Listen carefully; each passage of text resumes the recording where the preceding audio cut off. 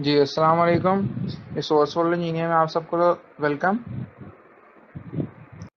आज का हमारा टॉपिक है प्रोबेबिलिटी।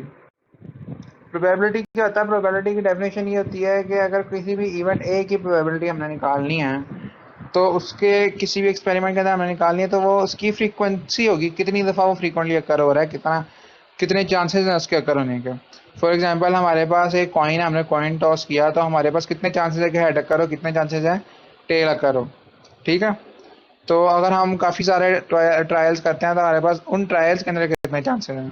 ठीक है, फॉर एग्जांपल हमने कॉइन को 3 दफ़ा टॉस किया, तब कितने चांसेस हैं। कॉइन को हमने 20 दफ़ा टॉस किया, तब कितने चांसेस हैं।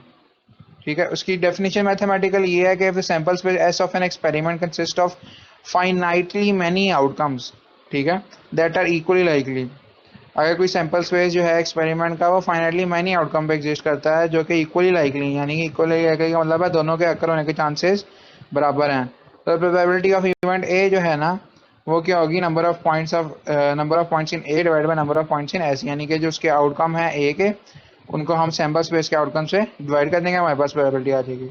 फॉर एग्जांपल हमारे पास जो सैंपल स्पेस होगा कॉइन टॉस करने का, वो क्या होगा? कॉइन टॉस करने का सैंपल स्पेस हमारे पास क्या होगा? हेड्स और टेल्स, दो ही आउटकम है ना। तो यहाँ पे हम number of points in sample space हमारे पास क्या आएंगे? 2।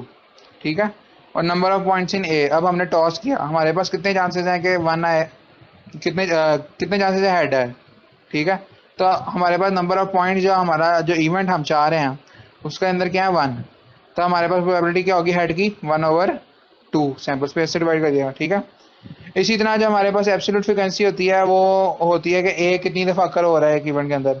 ठीक है, जब हम एन ट्रायल्स करें तब ए कितनी दफ़ा अकर हो रहा है। अगर तो हम उन जो जितनी दफ़ा ए अकर हो रहा है उनको एन से डिवाइड करते हैं, हमारे पास क्या आता है? Relative frequency. तो रिलेटिव फ्रीक्वेंसी का ये हमारे पास फॉर्मूला भी है।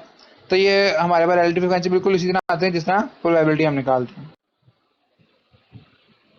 अब आगे जी, अगर तो हमारे पास एफ ऑफ ए जो है वो 0 हो जाए, यानी कि जो ए अकर हो रहा है वो बिल्कुल भी नहीं हो रहा, ये जो ए अकर होना था वो बिल्कुल भी नहीं हो रहा, यानी कि 0 हो गया।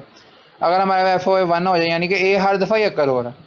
ठीक है, ये दो एक्सट्रीम केसेस हमारे पास होते हैं। अगर हम इसको एन से डिवाइड करें इन दो केसेस को, तो हमारे पास यह आ जाएगा रिलेटिव फ्रिक्वेंसी ए ऑफ ए जो है वो 0 से 1 तक रेंज करेगी। अगर तो ए पूरा सैंपल स्पेस ही आए, हर दफ़ा ये ऐसा अकर आए, हर दफ़ा ही पूरा सैंपल स्पेस अकर हो, यानी कि हेड और टेल दोनों एक साथ आ रहे हैं, जो कि पॉसिबल नहीं होता वैसे आमतौर पर। लेकिन अगर फॉर एग्जांपल हेड और टेल दोनों ही एक साथ आ रहे हैं, पूरा सैंपल स्पेस अकर हो रहा है, तो डिवीजन में एन क्या होगा? 1 दे देगा। If A and B are mutually exclusive, if a और बी जो है ना वो म्यूचुअली एक्सक्लूसिव हैं, they can not occur together. ठीक है, अगर ए और बी म्यूचुअली एक्सक्लूसिव हैं तो वो एक साथ अकर नहीं हो सकते।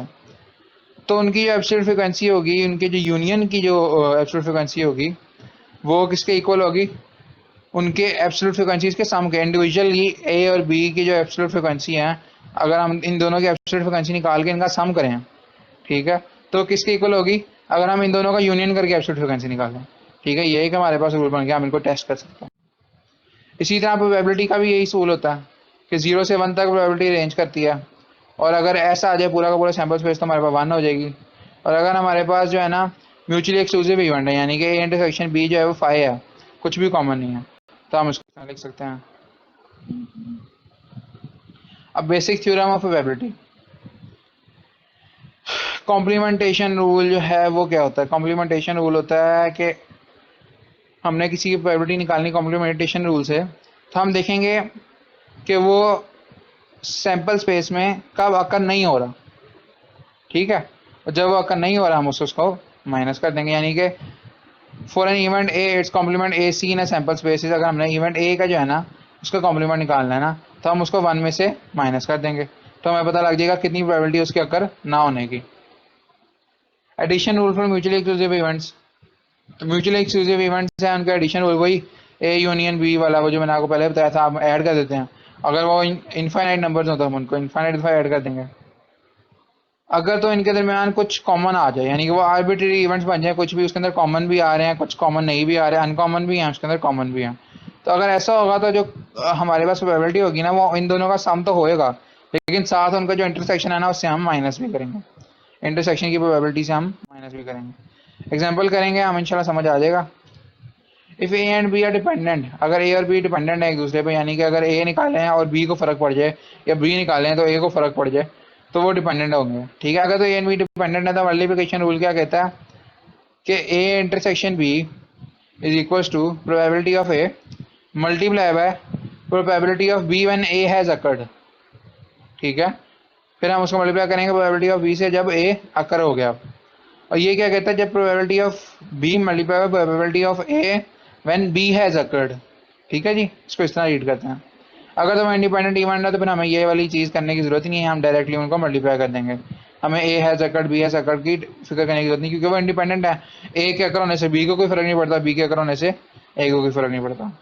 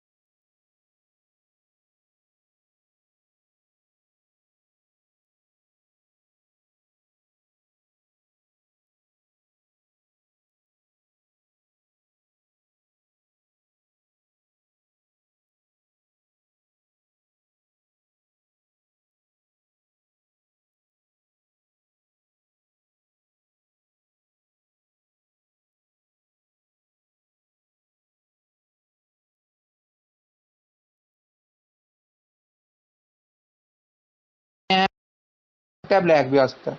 तो इसमें क्या करेंगे, सबसे पहले हम क्वीन की प्रोबेबिलिटी निकालेंगे, उसको ब्लैक की प्रोबेबिलिटी से ऐड कर देंगे। क्वीन की प्रोबेबिलिटी होती है 4/52, क्वीन के 4 पत्ते होते हैं, और ब्लैक की प्रोबेबिलिटी होती है 26, उसके 26 पत्ते होते हैं ब्लैक वाले।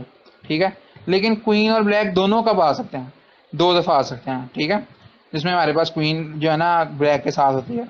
ठीक है, तो वो जो क्वीन और ब्लैक दोनों आ जाएंगे ना, तो हम उसको उससे माइनस कर देंगे, यानी जो कॉमन आ रहा है उससे माइनस कर देंगे। ठीक है, ये टेक्निक का भी यूज़ होगी जब हमारे पास ए यूनियन बी हो, ए प्लस बी का हो उसने, या ए और बी का हो उसने, या उसने कहा इधर ए और बी। ठीक है, उसने कहा हुआ एटलीस्ट 1। ठीक है, एटलीस्ट 1। अब हमारे पास आ जाती है example of multiplication theorem. Multiplication theorem ये है हमारे पास, हेड आएगा, हेड और टेल हमने दोनों निकालने हैं। अब ये वाला जो हेड और टेल होगा ये हम 2 कॉइन से टॉस करेंगे।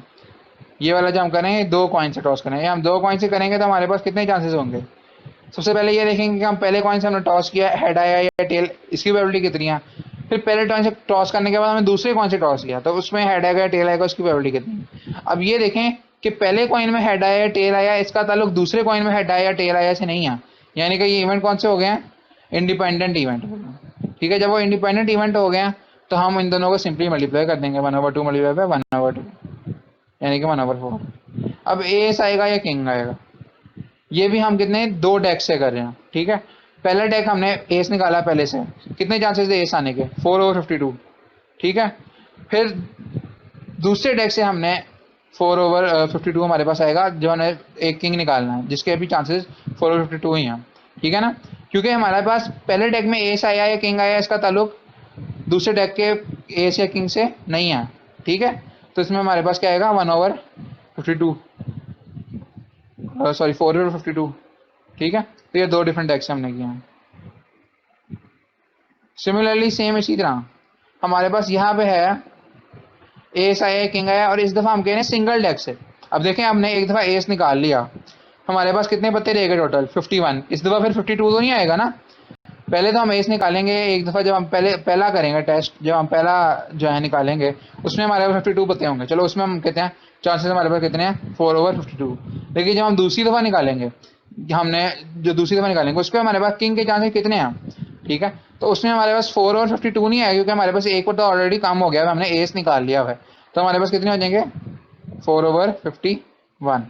ठीक है जी, उस वक्त हमारे पास ये आ जाता है। ये टेक्निक हम कब यूज़ करते हैं, जब ए यूनियन बी हो, ए इंटरसेक्शन बी हो, ये लिखा हो उसने इस तरह, ए एज वेल एज बी हो, या पी बोथ का हो हमें उसने। ठीक है, इन केसेस में हम ये वाले फॉर्मूले यूज़ करेंगे। Thank you ji.